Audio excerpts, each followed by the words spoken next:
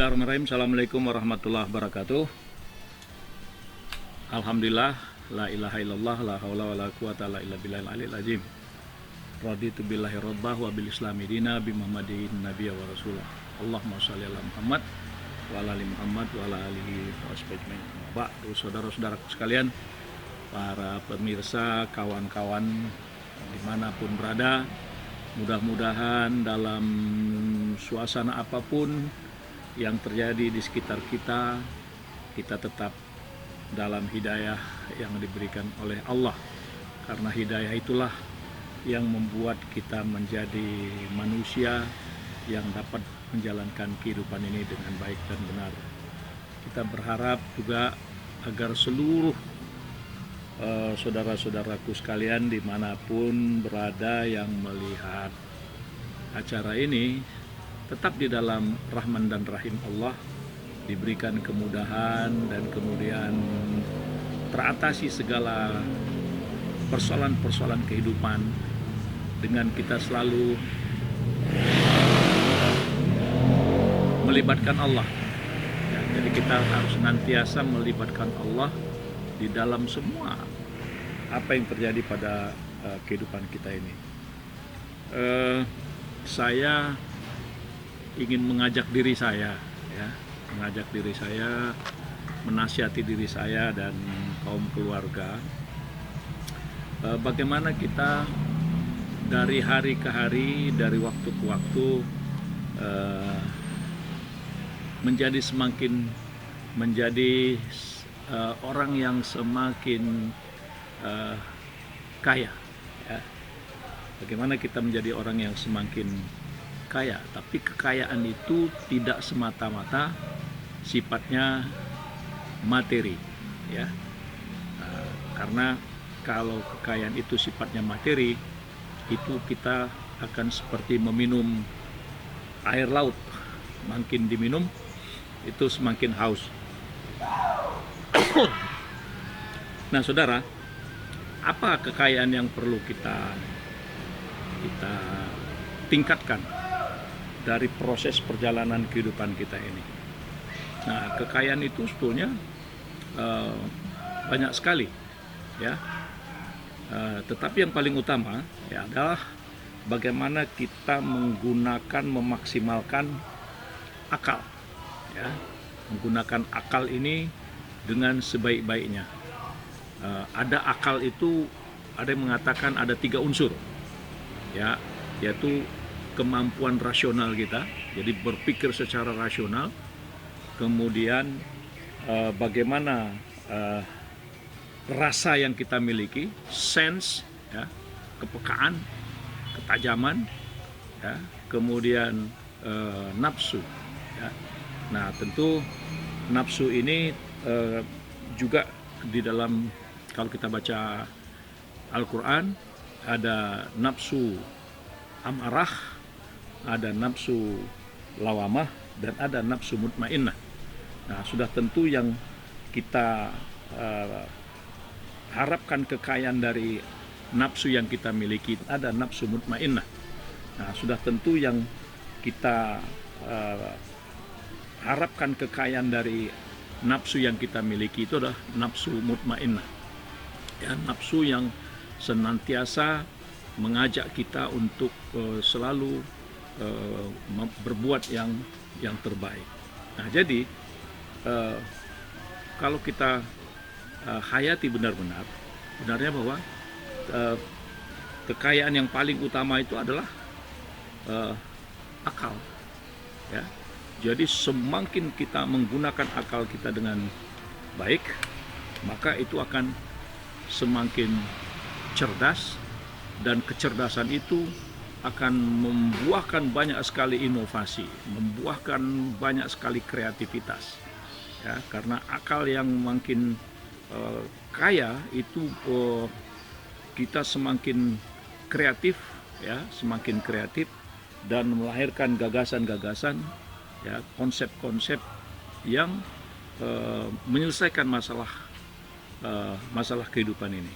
Nah, jadi oleh karena itu, ya, adalah sebuah kebodohan, ya, adalah sebuah kebodohan jika kita mematikan akal, ya. Adalah sebuah kebodohan jika kita miskin akan kreativitas itu. Nah, oleh karena itu maka pintu gerbang, ya, pintu gerbang untuk menggerakkan, ya, menggerakkan kemampuan akal kita itu adalah pendidikan, ya. Jadi kalau kita kutip bahasanya itu adalah bagaimana kita senantiasa menjadikan semua apa yang di langit dan semua apa yang ada di bumi ini, kita maksimalkan kemampuan berpikir kita, ya. Kita maksimalkan kemampuan berpikir kita untuk melahirkan manusia-manusia yang cerdas, manusia-manusia yang terdidik. Nah, jadi oleh karena itu bersyukurlah, ya, bersyukurlah kalau kita ini mewariskan, ya, mewariskan sebuah generasi, ya, generasi umat yang terbaik, ya, generasi bangsa ini, bangsa yang senantiasa survive di dalam menghadapi berbagai macam pergolakan-pergolakan kehidupan. Jadi pendidikan itu adalah mempersiapkan, ya, mempersiapkan orang-orang yang masa depan. Jadi pendidikan itu adalah sebuah kekayaan, ya, untuk mempersiapkan generasi-generasi yang akan datang itu. Jadi tidak ada warisan, ya, tidak ada warisan yang lebih baik, ya, terkecuali adalah pendidikan. Nah, dan kemudian saudara-saudara sekalian, kita perlu mengevaluasi, ya. Kita sering sekali, ya, di tengah-tengah kehidupan kita ini dengan kemampuan berpikir, kapasitas dan kualitas yang berbeda, sehingga kadang-kadang orang yang berbeda dengan kita itu kita anggap lawan, ya, kita anggap lawan. Harusnya kita belajar, ya, kita belajar dari para ulama-ulama di masa lalu, ya. Kita kenal berbagai macam mazhab-mazhab, ya. Ada mazhab Maliki, mazhab Hanafi, ada mazhab Imam Syafi'i, banyak sekali mazhab-mazhab. Nah, itu, ya. Tapi kehebatan mereka, ya, di tengah-tengah perbedaan mereka melihat sudut-sudut pandang masalah, tapi mereka itu kaya dengan musyawarah, ya. Jadi bagaimana perbedaan itu, ya, bagaimana perbedaan itu dibawa ke dalam forum musyawarah. Dengan bermusyawarah itu, disitulah dikeluarkan semua kemampuan argumentasi, semua referensi. Nah, sehingga dari musyawarah itu yang kita sebut kemudian mencapai persamaan-persamaan yang disebut dengan kalimatun sawa. Jadi musyawarah itu adalah merupakan wujud dari kekayaan, ya, kekayaan kita di dalam kehidupan ini. Jadi kalau dalam masyarakat kita, dalam keluarga, ya, budaya musyawarah tidak tumbuh, berarti di situ akan ada suasana yang mungkin ada yang merasa aku yang paling benar, aku yang paling hebat. Nah, jadi inilah yang perlu kita sadari, bahwa tidak ada kekayaan yang lebih utama, ya, tidak ada kekayaan lebih utama selain daripada akal, ya. Akal, karena akal itu akan mencerdaskan, ya, akan mencerdaskan kita, dan kemudian akal yang cerdas ini membuat orang itu akan lebih terdidik. Maka warisan yang paling indah adalah bagaimana mewariskan orang-orang yang terdidik dengan pendidikan yang betul-betul selalu mengajak manusia itu ingat kepada Allah. Karena kita mau dunia ini dengan ilmu, kita mau menguasai akhirat juga dengan ilmu, kita mau menguasai dua-duanya, dunia dan akhirat juga harus dengan ilmu. Jadi saudara-saudara sekalian, ya paling tidak sebagai rangsangan kita untuk berpikir. Nah, selanjutnya yang kita juga perlu hayati adalah bahwa dalam dinamika kehidupan itu ada hambatan, ada kesulitan, ya.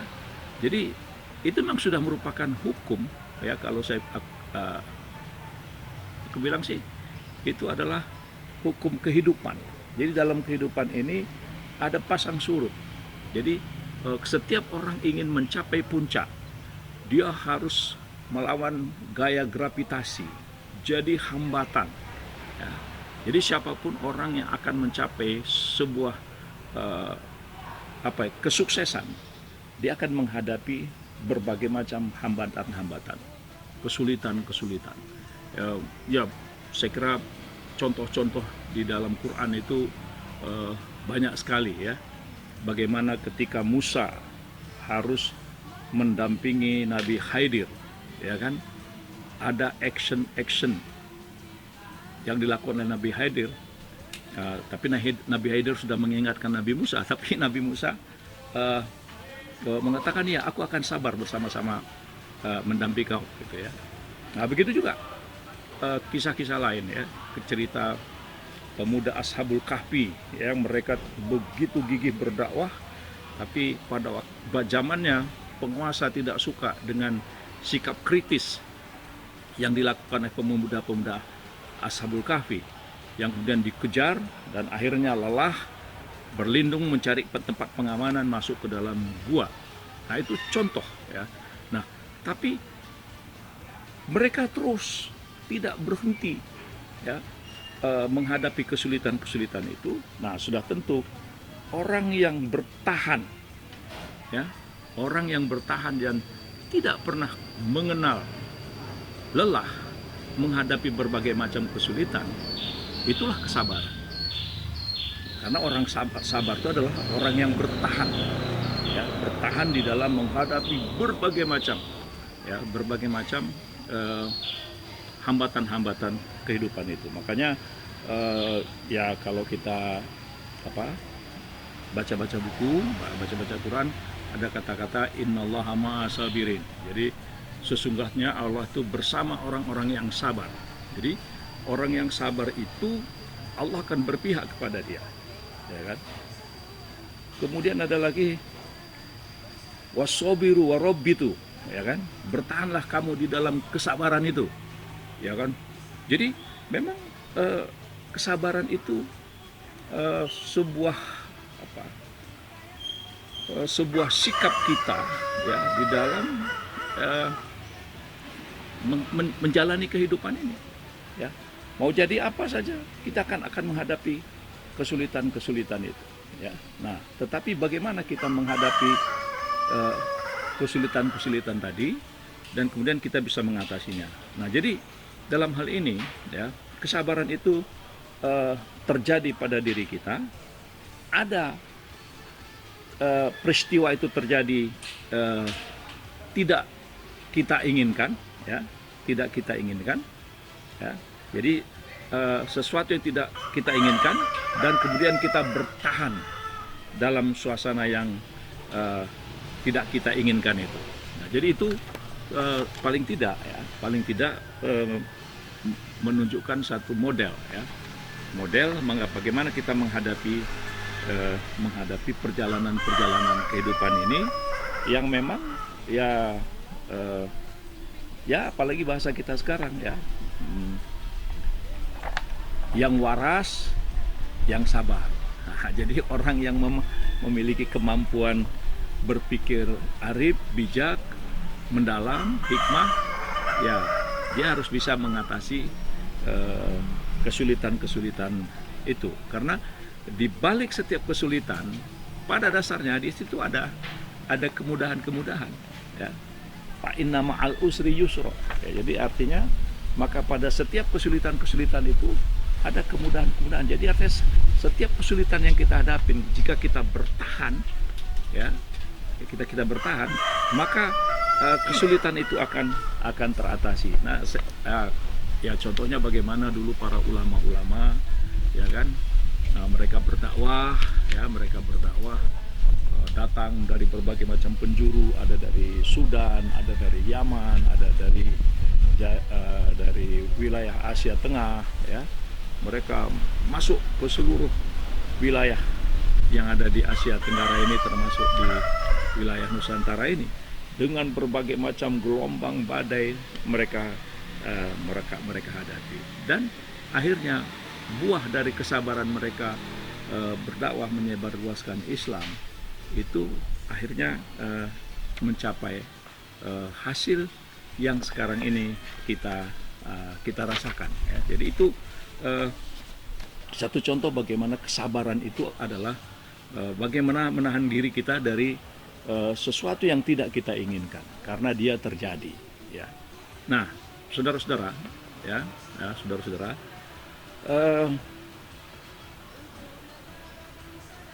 apa yang terjadi di hadapan kita, ya, apa yang terjadi di lingkungan kita, nah, seringkali juga tidak sesuai dengan nilai-nilai, dengan keyakinan, dengan keimanan yang kita yakini, ya.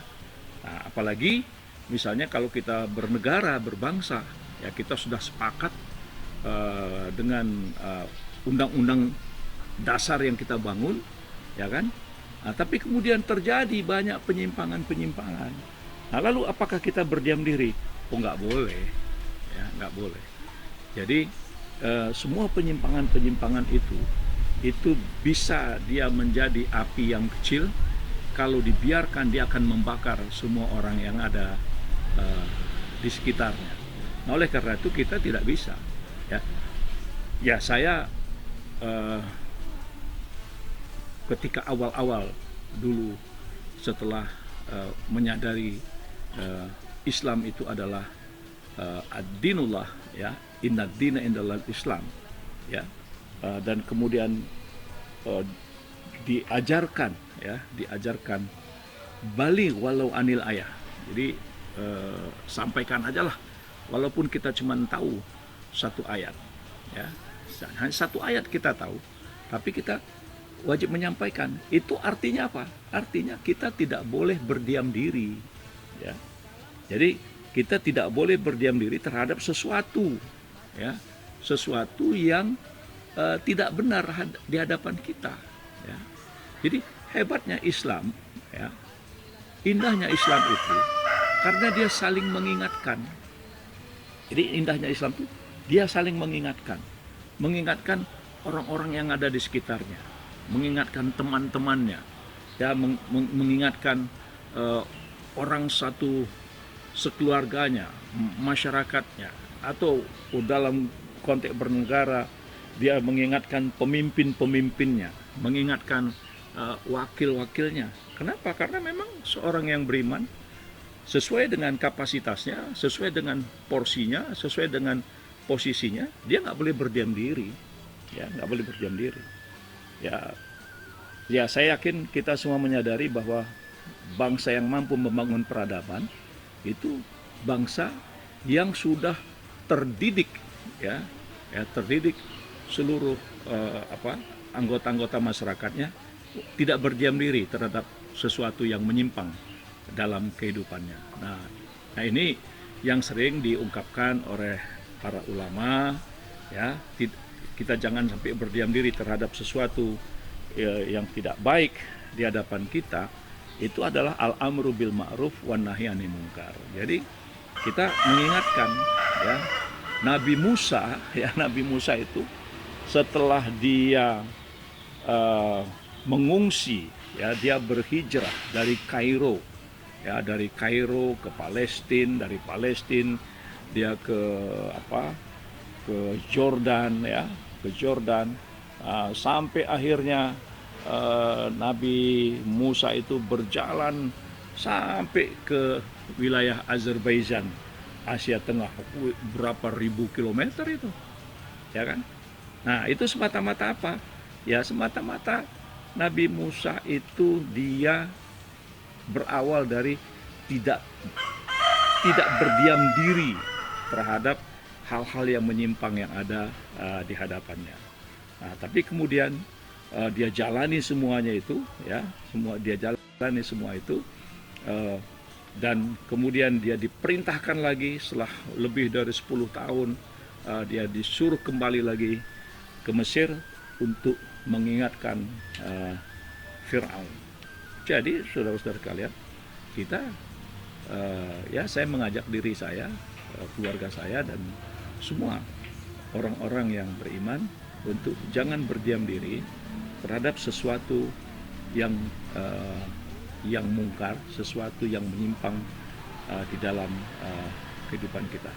Tapi ingat, ya, ketika kita ingin mengingatkan itu, kita mesti tahu, ya, kita harus punya pengetahuan tentangnya, kita harus punya ilmu di dalamnya.